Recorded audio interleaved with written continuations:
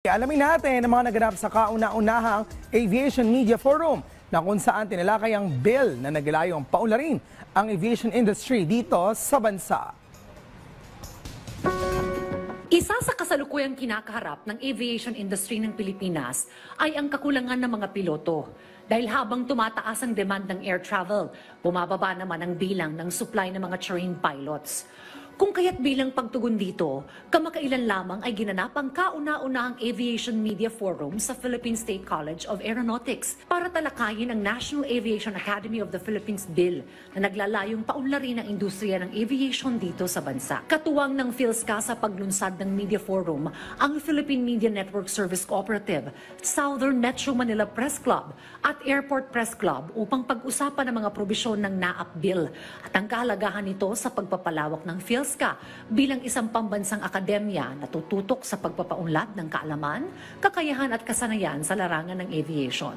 Ayon kay Attorney Marie Cuarto, kinatawan ni Senador Ramon Bong Revilla Jr. na siyang sponsor ng Senate Bill No. 2801 o NAAP Bill, malaki ang tulong ng panukalang ito para mabawasan ng brain drain ng mga kwalipikadong air traffic controllers sa Pilipinas. Dagdag pa niya, ang NAAP ay magkakaroon ng demographic access para sa mga estudyanteng may potensyal at karapat-dapat mabigyan ng scholarship grant.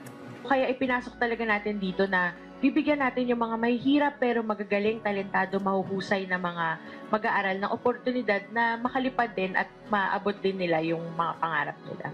Ayon naman kay Congressman Ron Salo, may akda ng House Bill 7323, ang NAAP Bill ay magsisilbing oportunidad para sa mga Pilipino na nagnanais mapabilang sa aviation sector. Binigyang linaw din ni PhilSCA President Marwin de la Cruz ang isa sa mga highlights ng NAAP kung saan magkakaroon ito ng Skills Training Council na magsisilbing gabay sa mga pagsasanay, hindi lamang sa larangan ng akademiko, pati na rin sa industriya.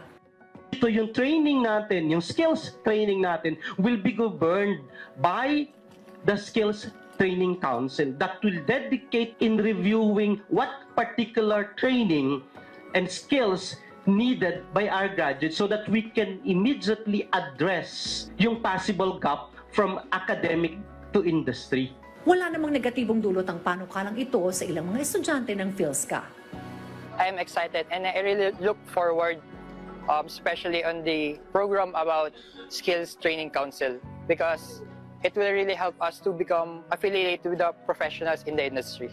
Being part of Guild of Scholars, we're happy to know that the bill want to offer more scholarships. So we're happy na yung mga questions namin in mind is nasagot through the forum. Tinitingnan na sa pamamagitan ng NAAP Bill na patataas ang dekalidad na edukasyon at mapapabilang ang Pilipinas bilang globally competitive sa aviation industry.